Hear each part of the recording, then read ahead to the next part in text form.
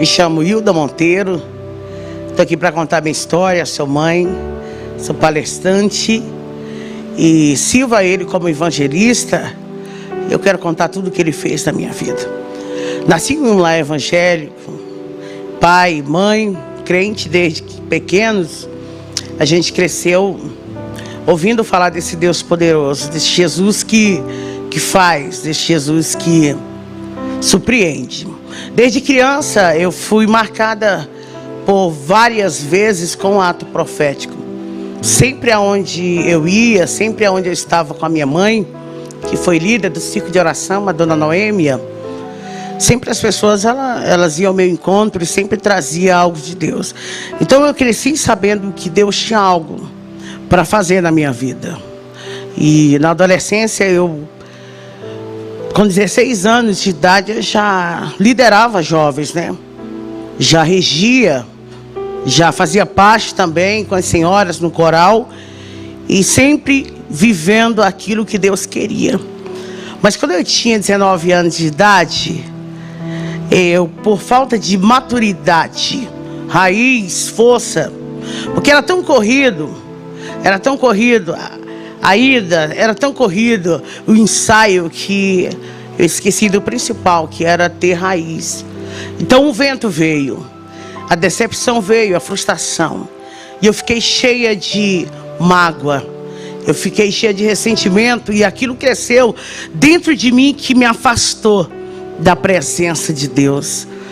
Eu nunca tinha ido no mundo, eu nunca vivi nada no mundo. Até 19 anos de idade. Estava com casamento marcado com filho de pastor. Estava tudo lindo, até eu deixar entrar dentro do meu coração a mágoa, o rancor. E eu fui para o mundo, onde tudo começou. O diabo, ele já tinha preparado tudo. Eu não tinha ideia do que eu ia viver. Eu não imaginava. Mas eu recordo perfeitamente de uma vez a minha mãe, ela estava em um congresso, ela estava gestante. Naquele tempo era muito complicado. Em 82, 83, a gente não tinha recurso e ela não sabia de fato qual era o sexo da criança que estava na sua barriga. Eu lembro que um profeta, ela contando pra gente, que um profeta veio até ela e falou: olha, dentro do teu ventre tem uma menina e ela vai ser profeta, vai ser ministra, e o meu nome vai ser glorificado na vida dela. O inimigo vai fazer de tudo, mas no final vai ser o meu nome que vai ser glorificado. Caí no mundo com tudo, despreparada.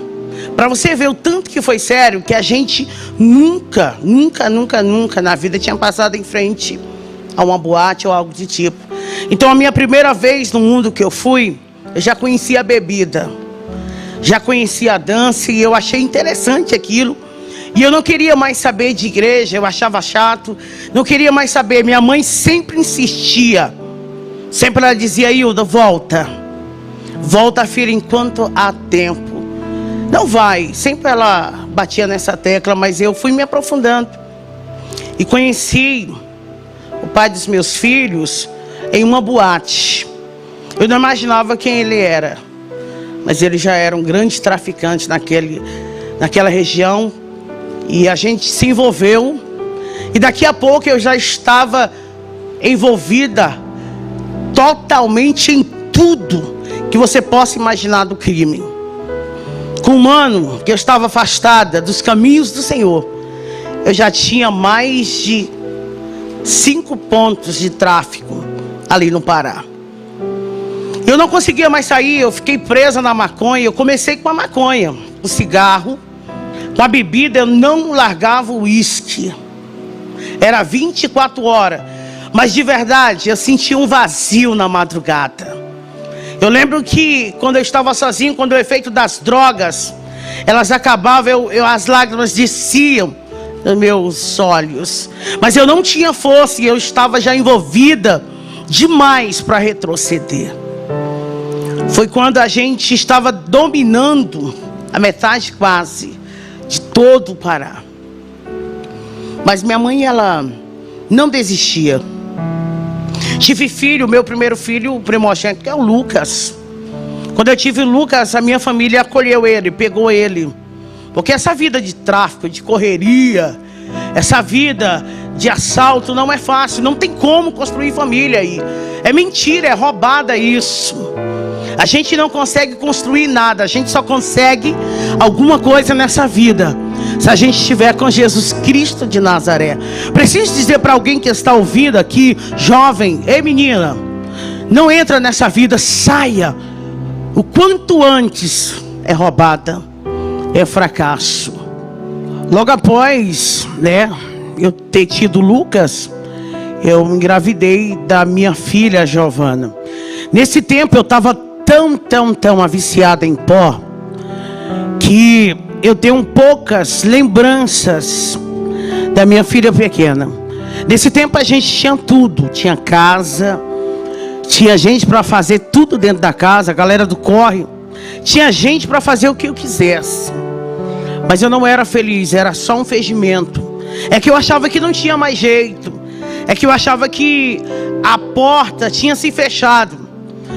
E eu me aprofundei tanto, que a Giovana, dela tinha 4 anos de idade, ela foi levada para o abrigo.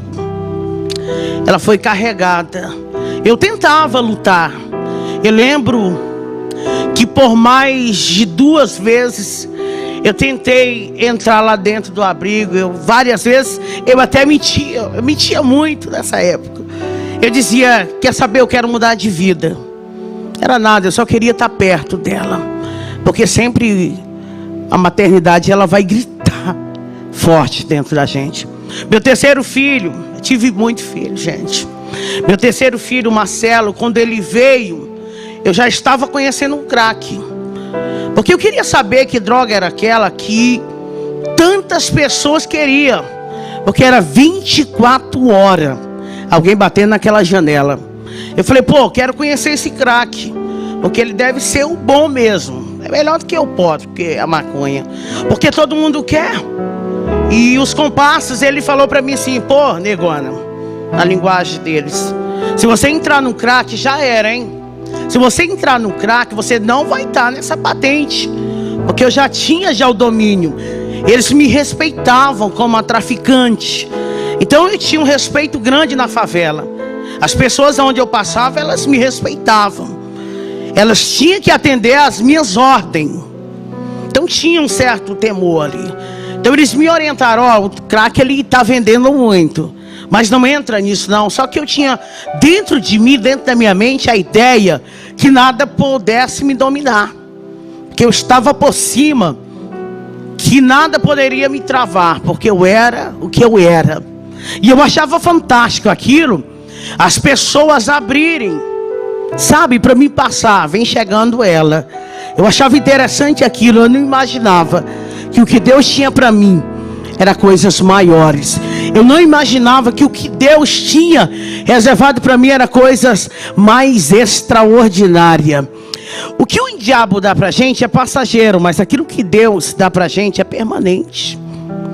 Isso é muito importante você ouvir isso.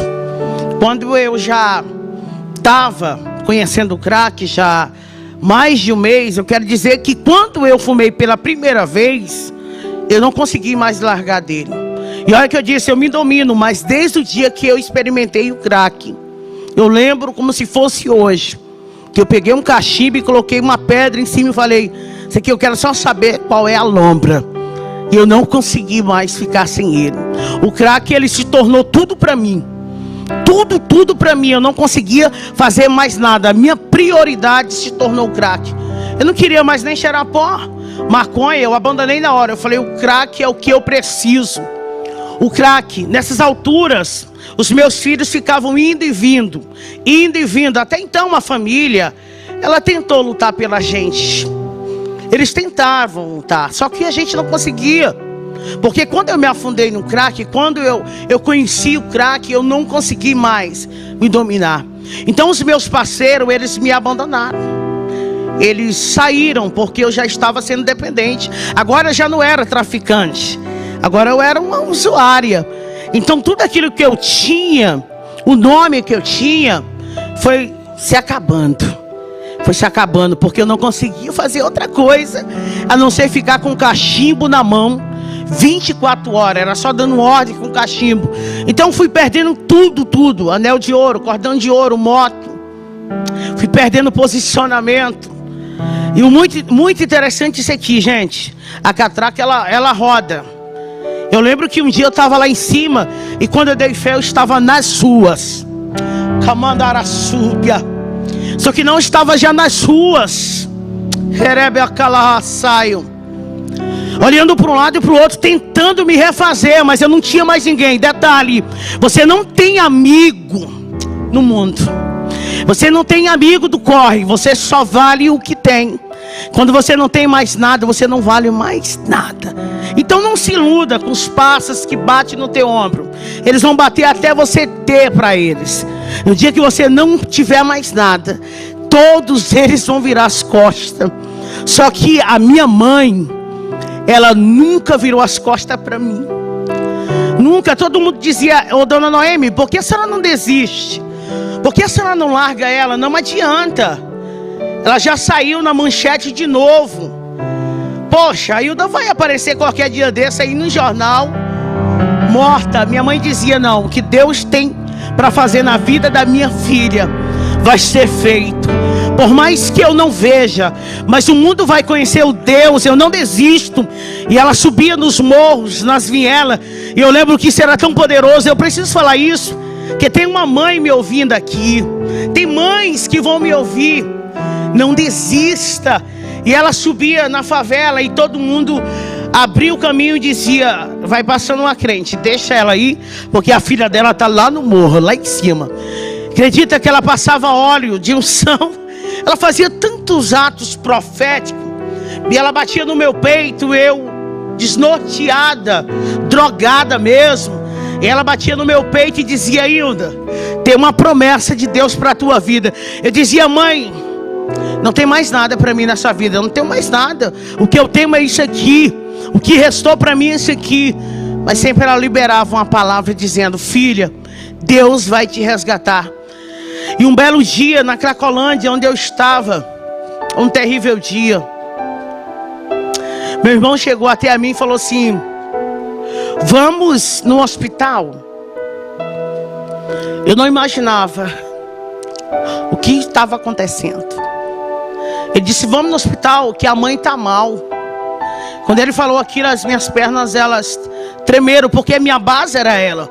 Porque meu pai não entendeu o que aconteceu, ele não conseguiu compreender, porque para ele foi doloroso. Ele criou a gente debaixo, sabe, de muita palavra. Com meu pai era sim, sim. Meu pai é um homem direito. Então ele ensinou para a gente comprar e pagar. E agora ele tem uma filha que rouba. Uma filha que tem mais de 27 passagens na delegacia, que saiu no jornal por sequestro várias vezes. Várias vezes teve que sair no jornal. Olha o tanto de arma. E os filhos, cadê? Isso para ele não suportou, então ele rejeitou. Então só tinha minha mãe por mim. E quando eu cheguei naquele hospital, ela estava dando seus últimos suspiros. E ela com o aparelho nela, em cima dela, e ela dando os últimos suspiros. Eu lembro que ela virou o rostinho para minha direção, e com a mão assim para o meu lado, ela fazia assim. E olha que ela já estava há dias, ela entrou em coma por 3 vezes. Calma na súbia. Mas ela estava me dando um sinal ali daquele dia. Ela fazia assim com a mão. Ela não conseguia falar, mas ela estava fazendo um sinal. E eu lembro que os aparelhos foram apitando. E os médicos vieram para cima e tentaram fazer. Ela teve parada cardíaca e se foi. E eu perdi a minha ajudadora. E eu perdi a única pessoa que tinha coragem de enfrentar o mundo inteiro. Porque quando alguém dizia não tem jeito, ela dizia tem jeito. Porque o meu Deus, Ele é poderoso. Tem jeito para Hilda. Meus sonhos se acabaram ali. E eu queria um abraço, mas eu não tinha. Eu escutava dentro daquela sala: ela se foi por culpa sua, de tanto desgosto. Eu queria alguém para abraçar, mas eu não tinha. Não tinha força. O pior foi o velório, porque eu não tive acesso. Eu tive que ficar longe, porque os meus irmãos não compreenderam. Eles não entenderam o que aconteceu. E eu gritava lá no portão, eu gritava, deixa eu ver ela. E eu pensei, o que eu tenho agora? Meus filhos não estão comigo. Meus filhos vivem na casa de um e de outro, em abrigo. A galera que eu tinha me abandonou. E a única pessoa que eu tinha que me amava, que eu sabia que me amava, era minha mãe. E agora ela está sendo enterrada. Eu falei, eu vou ser pior do que eu fui. Agora que eu vou fazer muito mais. Eu vou fazer o dobro de tudo de errado que eu fiz até hoje. Eu fiquei com mais ódio de todo mundo. Eu comecei a tramar coisas a respeito da minha família. Deus, Ele, no meio disso tudo, alguns projetos diabólicos que eu fiz contra a minha família, Ele deu livramento. Eles ouvindo aqui agora, eles sabem disso. Que por várias vezes eu tramei a morte de pessoas ali, porque eu queria me vingar. Porque ninguém deixou ver minha mãe. Eu queria fazer de tudo para eles sofrerem. Eu queria fazer eles sofrerem. Eu lembro que foi mais de 5 vezes que eu arrombei a residência do meu pai. Várias vezes. Outras vezes eu ficava só dando sinais para alguns entrarem. Mandassúpia. Mas eu pensava que estava no fundo do poço. Eu não imaginava que tinha mais coisas ainda tristes para mim viver. Como eu já disse, eu estava sem ninguém. Estava só, mas ficou a minha irmã. A minha irmã, ela começou a se compadecer de mim. E ela começou a fazer o que minha mãe fazia. Levava comida, que eu passava dias sem tomar banho. Eu estava num estado de rua aqui agora. Eu estava muito dependente do crack. Amor, eu sentia vontade de ver meus filhos, mas eu não tinha força. Eu sentia vontade de um dia reconstruir tudo, mas eu não tinha força. E eu só pensava nela. Mas eu lembro que ela tentou refazer tudo que minha mãe tinha feito. Mas o pior também aconteceu. Parecia que tudo de ruim estava acontecendo na minha vida. Aquela vida maravilhosa que eu tinha se acabado. A ilusão. Cadê aquela vida que eu tinha? Aquela cama fofa, que agora já estava dormindo na rua. Cadê, gente? Cadê os carros? Cadê os pássaros? Não tinha mais ninguém, só tinha ela. Mas ela também morreu. Ela também se foi. O que é isso agora? O que fazer agora? Eu pensei que estava pior. Eu descobri que eu estava grávida. Não vi a criança crescer. Não vi a criança se mexer. Não vi nada disso. Um dia eu comprei 10 gramas de crack e falei, hoje eu vou fumar tudo isso e depois vou tirar minha vida. Eu quero pelo menos ter uma overdose. Eu injetava na veia. Eu falei, vou fumar tudo isso e depois eu tiro a minha vida. Por que viver? Eu lembro que eu fumei, comecei meia-noite. E quando o dia estava amanhecendo, o dia quase amanhecendo, na Cracolhando, um monte de gente correndo para um lado e para o outro, eu comecei a sentir contrações. Eu não sabia o que era aquilo. Eu estava grávida da Vitória. E eu não sabia, 9 meses. Eu vim descobrir que eu estava grávida no dia que eu tive ela. No meio do nada. Só tinha moradores de ruas. Quando eu senti aquelas dores. E ela nasceu pequenininha, 2 quilos. No meio do lixo. Ela nasceu envolvida naquilo. Eu não tive força nem para pegar ela. Eu não tive reação. Alguém correu e veio. Pô, a negona tá tendo filho. Começou a gritar. E o povo começou a aglomerar ali. E eu não consegui nem me mexer, fazer nada. Eu lembro que alguém cortou o umbigo ali e pegou aquele pacotinho, aquele bebê, e arrancou assim. Ela estava dentro daquela bolsa e tirou. E alguém falou, é uma menina. Eu falei, ela tem que ser chamada Vitória, que ela é uma vencedora. A Vitória, ela foi doada. Eu dei a minha filha. Eu não sabia o que eu estava fazendo ali. Eu não tinha condição de criar filho. Eu não tinha estabilidade nem força, recurso, nada. Eu dei ela para alguém. Mas não é o pior.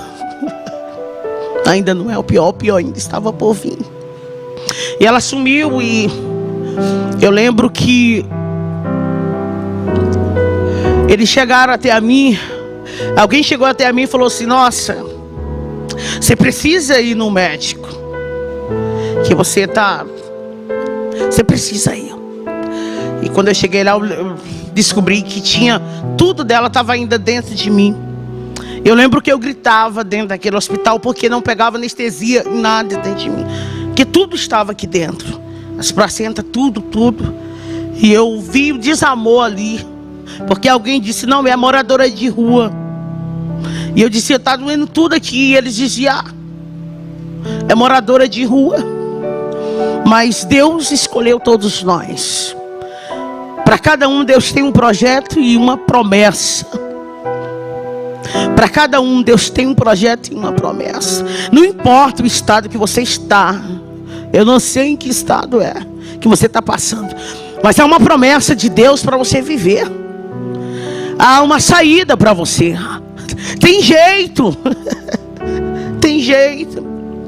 Quando eu voltei dali, eu fui convidada para fazer um assalto. E eles disseram para mim: ó, negona, eu quero te dar uma chance, viu? Nós queremos te ajudar de novo, sabe? Você vai ficar observando agora. Você vai ser aquela que vai estar olhando. Nós vamos meter o bicho ali e você vai ficar observando tudo. Se sair tudo bem, nós vamos lutar com você e vamos tentar te trazer para a galera. Nós era 9, eu era a única mulher. Eu falei: não, eu só quero uma chance para me provar que eu tô bem. É porque eu tô mal. Isso, eu estava com 45 quilos na época, quando eu estava no estado de rua. Meus filhos, como eu disse, estavam rodando. Meu pai não suportou, ele mudou do lugar onde ele viveu a vida inteira. Ele mudou de cidade, vendeu tudo. Já tinha perdido a sua esposa, tinha perdido a sua filha e muitas outras coisas aconteceram. E ele mudou e disse: fala para ela, se um dia ela aparecer aqui, que eu não tenho filha ladrona. Você entende? Zero expectativa. Você entende que não tinha jeito pela sociedade. Eles todos me desprezaram. Todos me desprezaram. Então aquela oportunidade eu vi como um engajamento para mim me levantar. Só que não. E a gente foi e o assalto deu certo. E a gente ficou com muita grana. Eu falei: vou dar um passo. E eu lembro que a gente foi para uma casa e a gente foi contar o dinheiro. Na súbia. Só que o diabo, eu não estou te falando, ele tinha projetado tudo. E tinha alguém ali que não era fiel. Tinha alguém ali que não era leal. Tinha alguém que passava informação. E eu lembro que quando a gente estava contando, aquela porta, ela foi arrebentada. E eles entraram com fuzil. E foi muita coisa ali dentro. Não tinha o que fazer. A gente foi pego fraga. Foi fragante. Tinha droga, tinha arma. Nós estávamos contando dinheiro no dia. Ninguém estava com arma no punho ali. Ninguém. Então não teve como reagir. Eles chegaram e prenderam. E eu fui direto para o presídio. O delegado falou para mim assim: Dr. Luiz Antônio, meu amigo hoje, ele disse: é 10 anos, viu? De cadeia. Para você ter ideia, eu não tinha medo, não era de puxar os 10 anos. Era dos acertos de conta dentro do presídio de mulheres. Porque eu tinha feito muita coisa, eu tinha feito muita coisa. E eu sabia que tinha alguns acertos ali. Eu também sabia que tinha gente mais forte lá dentro.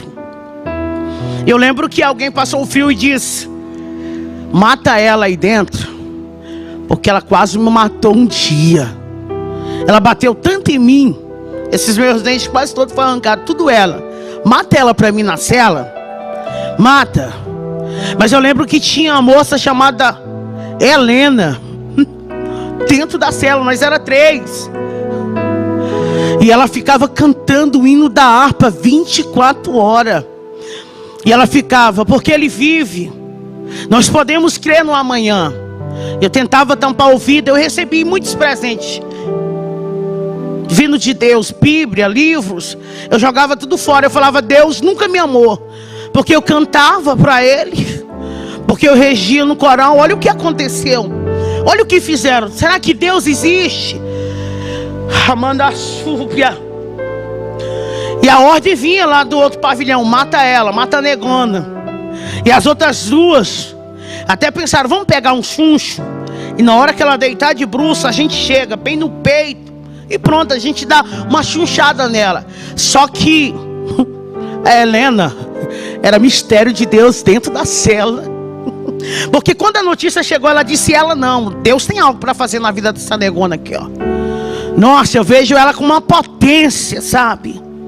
E eu consegui.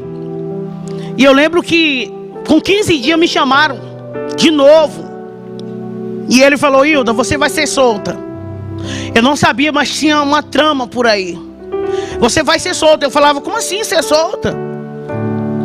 Não paguei nada, não fui questionado de nada, nem nada, gente. Nem meu advogado, nada. Que pega as causas da gente, aquele que tem lá. Ele disse: não, você vai ser solta. Você vai ser solta. E eu lembro que eles me levaram para um lugar. E lá tinha uma casinha preparada, sabe? Eu lembro que eles fizeram eu, aleluia, beber muita água de esgoto ali naquele dia. Eu tive que ser pisada ali. Mas não era o fim da humilhação.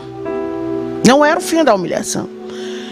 Eu lembro que alguém disse: vamos acertar aqui. Sempre tinha alguém que vinha com uma resposta de Deus. Eu lembro que o fuzil estava aqui, ó, aqui. E eu fechei os olhos para sentir o estralaço. E alguém disse: faz isso não, deixa que com eles se viram. Em outra palavra, deixa que eles mesmos se matam. Não vai girar um dia, não vai durar um dia. E eu vim para um bairro que era uma favela chamada Frigorífico, uma das mais respeitadas da época lá, de Redenção. E quando eu entrei ali, doida para fumar crack, doida, eu queria só crack. E a gente foi lá para o lugar onde eu tive a vitória, lá para Cacolândia. E quando eu cheguei, minha cabeça estava valendo já. Minha cabeça já estava valendo, porque até então ninguém sabia quem tinha sido aquele informante. E o informante tinha uma parceria. Ele falou: vamos jogar a culpa nela, porque aí eu saio de boa. Então você sabe como é que é lá. Você sabe como é que é o X9. Então minha cabeça estava rodando e eu sem saber de nada, sem saber de fato quem era. E alguém falou: negona, foge daqui, porque tua cabeça está valendo pedra. Está valendo 3.000 e muitas pedrinhas. Foge daqui. Só que quando ela disse isso, alguém disse: Hilda, negona, vem cá, chegou uma da boa, vem fumar com a gente. E ali estava o esquema para minha execução naquele dia. E eu fui, meu coração bateu, adrenalina, eu queria fumar. E eu lembro que eu sentei de um lado de uma garota e do lado de outra. E o cara que estava já com o esquema da execução ficou em pé, porque ele tinha que dar sinal para os caras virem na hora, que eles estavam de moto do outro lado. E ele falou para mim: fuma tua última pedra aí, negona. Eu senti a morte ali, mas eu não estava nem aí mesmo, não tinha mais nada. E eu senti ela tão perto de mim, senti algo frio, tenebroso, mas eu senti também algo diferente ali. E quando eu puxei, liguei o isqueiro e puxei para fumar aquela pedra, ele fez assim. E aqueles caras vieram. E aí chegaram bem na frente e um disse: na cabeça, atira na cabeça. E eu lembro que eles estouraram 12 disparos.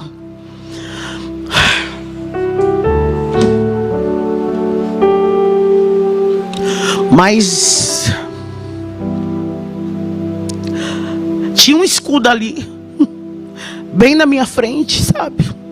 E eu via os fogos. Eu sabia, eu entendo de arma. Era um Tauro e eles estavam atirando, e eles já atiram. E eu lembro que uma caiu em cima de mim e a outra em cima, e a gente caiu. E eu sentia só queimar. Mas de repente eu estou levantando e eles disseram: corre, que a polícia foi acionada. E eu consegui me levantar com elas em cima de mim. Eu peguei uma que estava grávida, ainda consegui correr para a rodoviária. E hoje eu passo lá e fico tirando foto. E eu corri para a lanchonete, deixei aquela menina ensanguentada, mas nenhuma bala entrou, só tem as marcas. Nenhuma entrou. E eu corri para cima de um morro e fiquei lá por 3 dias no Serrinha, sem saber o que estava acontecendo. E eles virou notícia de jornal: morreu uma grávida e uma trabalhada. E aquele que armou, ele morreu também. E eu estava viva, sanguentada, meio do mato. Foi 3 dias, mas com 3 dias eu não aguentei. Eu tinha que beber água. Me deu fome, eu não estava noiada. Eu tinha que descer, e eu venho descendo na Otávio Batista Arantes, no setor Serrinha. Eu venho descendo, 9 horas da manhã. Quando vem aquelas irmãs do círculo de oração, elas estavam saindo da igreja. E uma marchou e disse para mim no meio da rua: foi eu que te dei livramento. Manassorirebia Candarábia. Foi eu que cuidei da tua vida. Ei, Deus manda eu te dizer: sai dessa cidade ainda hoje. Foge, porque está tudo preparado. Eu tenho algo preparado, mas hoje Deus disse: você precisa sair. E ela me deu um dinheiro que estava dentro da Bíblia, era R$20, nunca vou esquecer. E ela orou por mim, e eu falei em pensamento. Eu falei: claro, ela está dizendo isso porque saiu no jornal. Lógico que eu estou só o sangue, por isso que ela está dizendo sobre morte. E ela disse: por que tu está pensando isso? Sou eu mesmo que estou falando contigo. Eu não vi nada em jornal. E ali eu temi, porque Deus falou sobre o meu pensamento. Eu corri, falei: vou despedir do meu pai, eu vou pedir perdão para ele, e vou me embora daqui, e vou tentar recomeçar. Depois eu volto atrás para pegar eles. Eu preciso, e eu fui. Quando eu cheguei lá, aconteceu aquilo que eu falei há pouco. Ele tinha vendido tudo e tinha ido embora. E a moça fez questão de dizer para mim: seu pai disse: se você morrer hoje, você vai ser enterrada como indigente, você não tem família. Corri para a saída da cidade, e quando eu olho para trás, tinha 2, eles conseguiram me alcançar. E eu fui esfaqueada ali. Quando eu acordei, eu estava no regional. Eu passei 30 dias. As minhas pernas, elas foram atingidas, quase cortaram minha veia, eu quase fiquei paralítica. Foi Deus que tinha uma obra. Eu lembro que o médico que ficou me atendendo esses 30 dias, ele batia assim no meu ombro e dizia: você já foi crente alguma vez? Você já foi crente? Porque eu sou católico, eu acredito na Nossa Senhora, mas você tem algo para viver, porque alguém morreu ontem com 2 facadas e você está toda cortada, está viva. Quer um conselho? Volta para o Jesus teu. Até ele, um médico que era católico, ele tinha um rosário e tudo no jaleco dele, tudo tinha a imagem da santa. Ele ministrou sobre mim, sabe? Volta para Jesus. E eu falei: vou voltar. Meu braço, ele saiu do lugar. Eu tenho marcas na pele, mas o que mais dói é as marcas da alma, porque as consequências ninguém foge dela. Por isso que eu estou falando para você, as consequências elas vêm. Eu choro no Natal, que as consequências, elas vêm. Não é que eles não gostam, mas as consequências, elas vêm. Não é que eles não querem ter eu perto, é que as consequências, elas estão ainda em evidências. Eu saí daquela cidade, virei, me tornei Andaríria. Uma cidade num dia, outra cidade no outro dia. Eu ficava em ambientes de prostituição. Era ali que eu ficava, onde eu tinha comida, e ali eu vendia droga, fumava, vendia, fumava, até que eu fui para o último paradeiro. Meu último paradeiro, Marabá, Pará. Foi ali na 32. Que ali acabou. Não tinha mais força para nada, então minha droga era o Tine. Quando não tinha, eu ficava cheirando colo e eu só ficava pedindo esmola na porta da rodoviária. Eu preciso falar para alguém aqui. E várias vezes eu via os pastores entrando na rodoviária, missionários, e eu ficava olhando para eles, querendo ouvir uma palavra. Eu queria ouvir deles assim: ei, Deus te ama. Ninguém falava nada. Seja diferente. Seja diferente. Comece a olhar para a alma de alguém. Comece a enxergar o interior, não o exterior. Tem alguém pedindo socorro e você passa e não vê. Mandagasúbia. Eu queria os pastores com as Bíblias lindas, sabe, todos bem preparados, missionários, cantores, passavam ali, eu ficava na porta da rodoviária pedindo esmola. Eu queria só uma moeda para mim comer, comprar alguma coisa para mim comer com aquela moeda. E não tinha uma palavra: Jesus te ama. Não tinha uma palavra: tem jeito.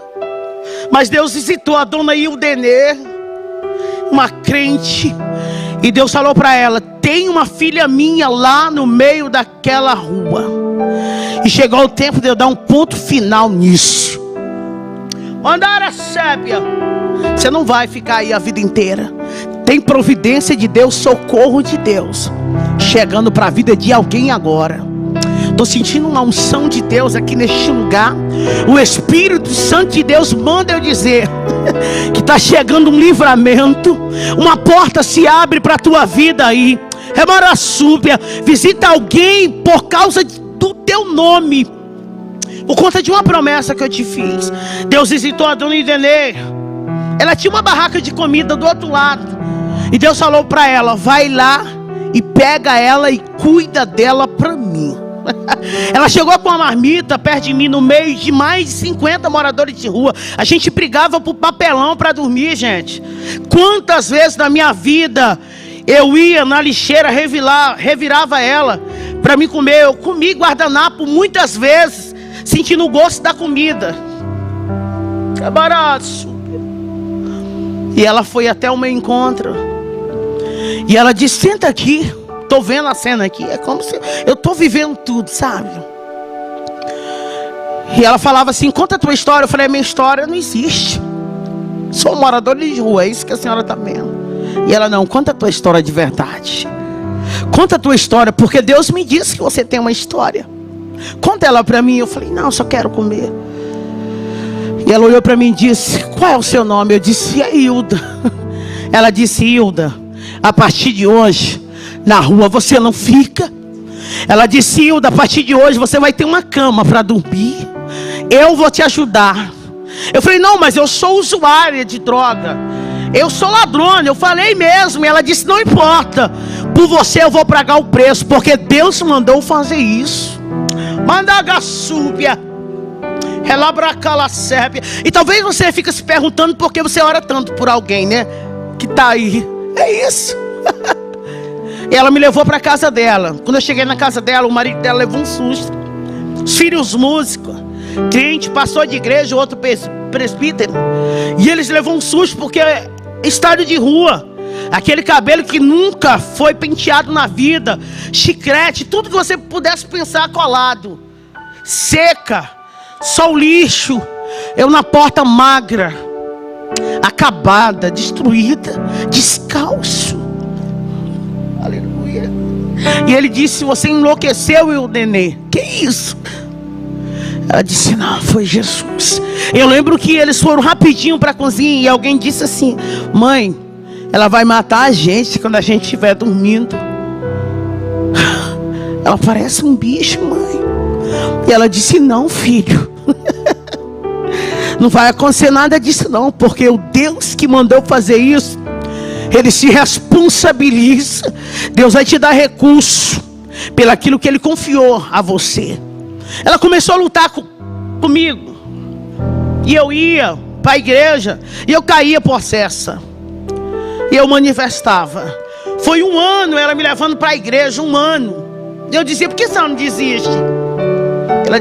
Ela dizia para mim: Hilda, quem desiste não vive as coisas grandes de Deus. Você tem um sonho? Não desista, porque só aquele que persiste vai viver o que mais ninguém viveu. Ela não desistia de mim e eu ia para a rua mesmo assim. Ela começou a pagar curso para mim. Ela falou: olha, eu vou te transformar em uma cozinheira maravilhosa, uma profissional. Nossa, você vai ser líder de cozinha aí, garota. Você vai ter uma profissão. Que os meus sonhos tinham se acabado lá com 19 anos. Meu sonho de ser médica que eu tinha lá, com 19 anos eu entreguei ele. Eu comecei a fazer cursos e cursos e cursos. E daqui a pouco não é que eu estava profissional mesmo. E não é que eu me tornei chefe mesmo de cozinha, gente. Eu comecei a liderar pessoas. E eu já estava criando fórmulas, já estava com aparência melhorada. Isso já tinha mais de 2 anos. Sem notícia nenhuma dos meus filhos, nada. Sem saber onde eles estavam, meu pai, nada. Eu estava me erguendo. Mas o crack, eu não conseguia largar o crack. Eu não conseguia. Eu tinha um salário bom ali. Só que quando eu pegava o meu pagamento, eu dava uma parte para ela e a outra eu ia me drogar. E eu chorava muito depois que eu ficava drogado. Eu chorava porque Deus me dá tanta chance e eu jogo todas. Todas as chances que Ele me dá eu jogo fora. E um dia eu fui em um traficante e ele falou para mim assim: por que você não larga essa vida? Por que você não larga essa vida? Eu vou te dizer uma coisa. Aqui no meu ponto, eu não te vendo mais nenhuma pedra de crack.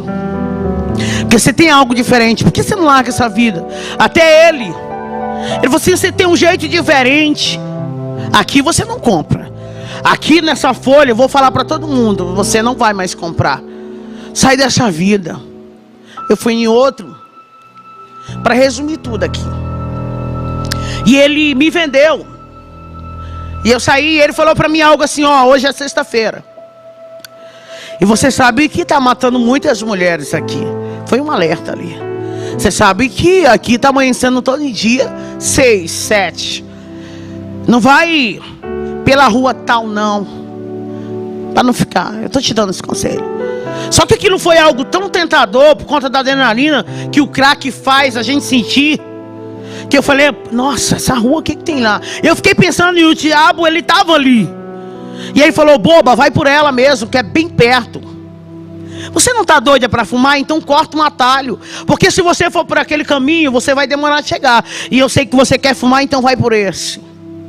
Eu não sabia, mas ali era um ponto de desova humana. Ali eram os acertos de conta ali naquela rua. Tinha uma ponte, uma rua negra. O nome da rua, até hoje, isso existe, todo mundo sabe do que eu estou falando. É a Rua da Morte. E a ponte é batizada como a Ponte da Morte. E o diabo disse: passa, porque era a última cartada dele. Que ele tinha feito de tudo já para me tirar a vida. Só que a minha vida era do Senhor. Ele fez muita coisa, só que na minha vida Ele nunca tocou. E quando eu vou passando na ponte, louca para fumar descalço, porque eu já estava vivendo as loucuras da reação do crack. Eu quase perdi esse meu dedo aqui, porque eu ficava fazendo assim no asfalto. Eu puxava o cabelo, eu via pessoas que não existiam. Ninguém sequer tinha coragem de fumar uma pedra comigo, porque logo que eu fumava, eu ficava agressiva e atacava todo mundo. Eu lembro que eu batia, eu corria, eu tirava salto no meio da pista. Eu puxei os meus cabelos todos aqui. Isso aqui já é um trabalhar de Deus. Isso tudo que você está vendo aqui é Deus sendo glorificado em uma história de alguém que era improvável, mas venceu por conta de uma promessa. E no meio daquela ponte tinha alguém terminando de desovar um corpo. Eu lembro que o isqueiro dele foi aceso e ele estava com uma arma desse tamanho, uma arma branca, um facão, e aquele corpo estava todo já cortado. Estava tendo uma execução. E eu lembro que eu parei no meio daquela ponte da 28, em Marabá. Eu dobrei meus joelhos porque eu estava pisando nos órgãos dela ali no meio da ponte. Estava fazendo barulho, o sangue pingava na água e fazia tchá. Quando eu olhei, que ele riscou o isqueiro de novo, só estava daqui para cima. Ele tinha cortejado a menina. Saiu no jornal isso tudo. Isso aqui saiu no jornal. Isso aqui não tem como esconder. Isso aí, o mundo viu. O Pará viu. Foi um acerto de conta. Porque alguém namorou alguém que não podia. Cuidado, filha. Ouça sua mãe e o seu pai. Ouça os seus líderes. Não, amigos que te arrancam da presença de Deus não são amigos. Porque amigos, eles te aproximam de Deus, não tiram você de perto dele. E eu dobrei meu joelho ali e eu comecei a chorar. Aí eu lembrei dos hinos que minha mãe cantava. Eu lembrei da gente caminhando num trieirinho na roça, na súbia, indo para uma igrejinha de palha, adorar o Senhor e aprender na escola dominical. Eu comecei a lembrar dos meus filhos. Eu falei, poxa, eu dei uma filha, nem expectativa um dia de ver, de falar para ela assim, pô, sua mãe fez isso, sem consciência. E o Lucas, que tanto sofreu por mim, meu filho mais velho, porque ele tinha que aguentar dos coleguinhas, que a mãe ela era a dona. Aí ele tinha que ouvir dos coleguinhas, ih, filho de peixe, peixinho é, cuidado com ele. E eu lembrei do meu filho, como eu não vou poder abraçar ele e dizer, filho, perdoa a mãe. Como que eu vou olhar para Giovana? Eu queria ter essa oportunidade. Foi um filme ali no meio daquela ponte. Eu lembrei daquela profeta de manhã. Eu lembrei daquele médico. Eu lembrei de tudo. Mas não tinha mais jeito. Estava eu e um corpo e alguém matando. Tinha terminado, perdão, de matar alguém. Não tinha para onde eu sair. Não tinha luz. Não tinha pessoas, não tinha casa ali perto. E eu falei para Jesus no meio da ponte, eu sei que o Senhor me deu a oportunidade. Eu queria tanto ali ter abraçado meu pai e falar, pai, perdoa pela vergonha que eu fiz o Senhor passar. Perdoa pelas vezes que eu lhe roubei. Eu queria abraçar e falar para os meus irmãos, eu amo vocês. Eu queria ter feito, mas ali não tinha mais jeito para mim. Eu achava que acabou, era a última chance, acabou. Eu lembro que eu aqui com as 3 pedrinhas de caque na mão, eu falei, Deus, me dá uma chance, que eu não vou te desonrar. Aí eu falava, eu dizia, eu sei que você não vai me dar mais, porque tu me deu milhares. Eu fui esfaqueado, eu fui atirado, eu fui baleado, e eu vivi, e eu não olhei para ti. E eu abaixei a cabeça e senti uma presença diferente. E eu falei, é ele, ele vai só arrancar minha cabeça. E eu ainda fiz assim, eu lembro, eu fiz assim, e respirei, e falei, Deus, me perdoa, não deixa eu ir para o inferno, eu vou morrer aqui. Mas pega a minha alma, em memória de tudo que a minha mãe fez. E eu lembro que uma mão bateu no meu ombro, e eu falei, é ele o assassino. Só que não era. Aquela mão não era daquele homem, aquela mão era de Cristo. Aquela mão era do Todo-Poderoso. Maracandaraçúbia. E uma voz veio e disse, Hilda, te levanta. Eu fui me levantando, e a voz disse, vira para a direita agora. Aí ele falou comigo: sou eu que te visito aqui. Eu vim para dizer para ti que eu vou mudar tua história hoje. Hilda Monteiro.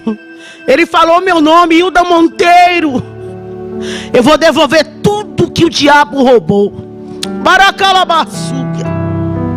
Ele disse: eu vou devolver teus filhos. Eu vou devolver a dignidade. Eu vou devolver tudo. Vai ser tudo diferente. E eu fui me arrepiando, e eu andando. E aquela voz falando. Eu cheguei desesperado na casa da dona Idenê e falei: dona Idenê, estou indo embora. Ela disse: filho, o que aconteceu? Eu falei: Jesus me encontrou na ponte e ele disse que vai me devolver tudo. Ela: filha, me conta direito. Eu disse: depois eu conto. Beijo, eu lhe amo. Eu preciso caçar minha família, porque Deus falou comigo na ponte. Cheguei no meu patrão, seu Fernando, falei: dá baixa na minha carteira, me dá só o dinheiro da passagem para Canaã dos Carajás. Barabanda sub. E ele olhou para mim, ele sabia que eu era usuária, só que eu era uma ótima profissional. E ele disse: o que aconteceu, filha? Eu posso te ajudar? Você quer um advogado? Você quer ir lá para casa, para minha fazenda? O que foi? Me conta. Eu disse: não é nada do que o senhor está pensando. É porque eu encontrei com Jesus na madrugada na ponte. E ele disse que vai mudar a minha história e eu preciso ir. Cheguei em Canaã dos Carajás, fui na casa da minha tia. Eu tinha passado lá em 2011, só que não foi boa. Minha passagem ali foi horrível. Fui até presa na época por conta de furtos. E ela tinha vergonha e eu bati no portão dela. Bati no portão e alguém disse: quem está aí? E eu disse: tia, é a Hilda. Abre o portão para mim entrar, por favor, tia. Eles tinham medo de mim, todos eles. Eu lembro que um dia eu estava com tanta sede, e eu bati em um tio meu que eu amo tanto, e eles não abriram a porta, porque eles tinham medo, porque quando eu entrava, devastava tudo que eles tinham. Eu falei: tia, eu mudei. Eu encontrei com Jesus na ponte ontem, a presença dele era tão grande. E ela: como que eu posso acreditar? Eu falei: o Deus da Bíblia, o Deus de Abraão, Isaac e Jacó me visitou. Abre o portão. E eu abracei ela. E ela falou: nossa filha, como o teu semblante está diferente. Hilda, o que aconteceu? Eu falei: tia, é isso. A senhora ama a Deus? Ela disse: eu amo. A senhora ama a palavra dele? Ela disse: eu amo. Eu falei: então me dá o endereço do meu pai agora, porque eu sei que a senhora sabe onde ele está. Ela disse: eu não posso fazer isso. Eu falei: mas a senhora disse que ama Deus e ama a palavra. Tia, me dá o endereço do meu pai, por favor. E ela: não, minha filha, eu não posso fazer isso. Eu falei para o Teodoro: eu não posso, porque ele disse que se alguém desse o endereço dele, Hilda, eu não posso fazer isso. Eu disse: tia, por favor, por favor. E ela, chorando, falou: filha, pega o endereço. E eu peguei uma moto e fui para um mototáxi, fui parar lá, naquela rua, naquele endereço. E o dia já estava indo, era quase 5h30. E eu lembro que eu bati na porta da casa. E de repente a janela foi se abrindo. E apareceu um senhorzinho com os cabelos brancos. E ele deu um grito: Lucas, corre e abre a porta, porque a tua mãe está viva. Amara sépia. Jesus já tinha feito tudo por mim. Jesus tinha visitado meu pai, gente. E Deus tinha dito para ele: abraça ela, porque agora uma nova história, Rebanassúbia, eu faço para Hilda Monteiro. E ele me abraçou e disse: filho, o que é meu é teu, a minha casa é tua. Filha, com 1 ano eu encontrei os meus filhos. Eu achei a Giovana no abrigo. Foi tão lindo que as pessoas se disponibilizaram lá no conselho tutelar para me dar todo o suporte que eu precisava, o recurso para me buscar meus filhos.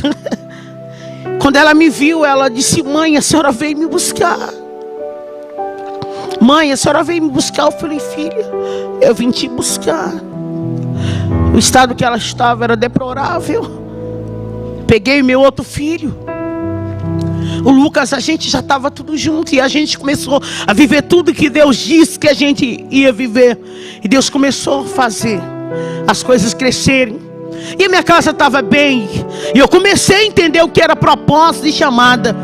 Então eu conheci a palavra de verdade. E eu me apaixonei. E eu comecei a pregar, comecei a cantar novamente. E eu cantava e eu pregava. E Deus dizia: conta o que eu fiz na tua vida.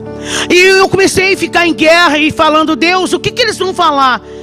O que eles vão pensar? E Deus disse: Hilda, não é sobre o que eles pensam a respeito de você, é sobre o que eu penso a teu respeito. Abra a tua boca e fala tudo que eu fiz, porque o meu nome vai ser glorificado no Brasil inteiro, porque o meu nome vai ser glorificado nas nações, porque o Deus Rebandagassúpia do impossível, o Deus que pega o pecador, que ergue do pó, do monturo necessitado, e faz ele se assentar com príncipes, é o Deus que está falando contigo.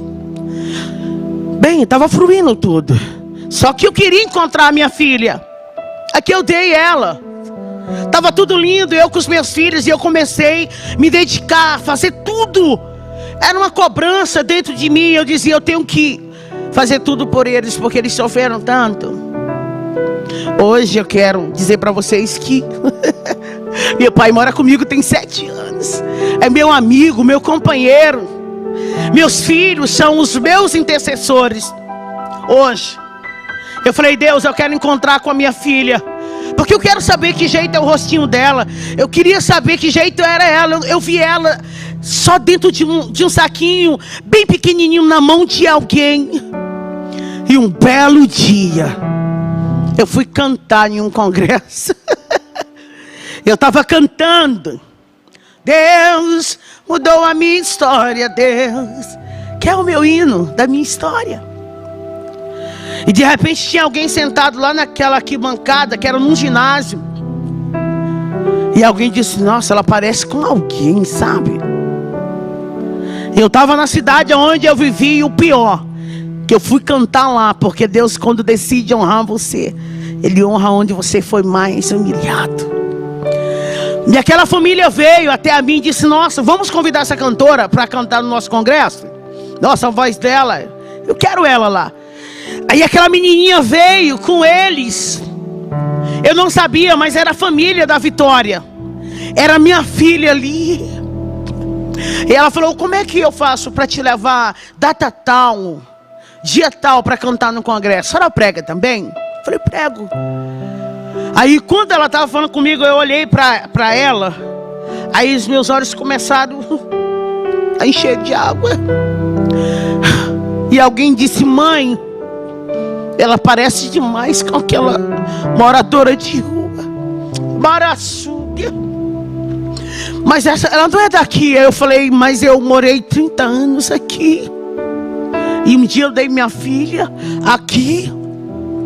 Aí eu comecei a contar tudo. E daqui a pouco a gente estava todos abraçados. Quer que eu te diga uma coisa?